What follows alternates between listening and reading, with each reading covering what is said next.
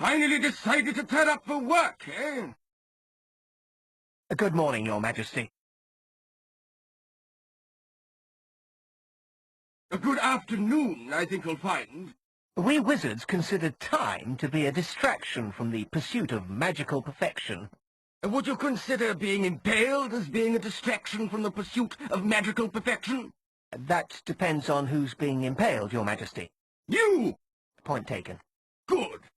I expect you're dying to know what your first job is. Absolutely, Your Majesty. Well, since our resident nanny had her tragic accident, we appear to be short of someone in the baby-minding department. I would like you to go to the nursery and get that baby to go to sleep. Got that?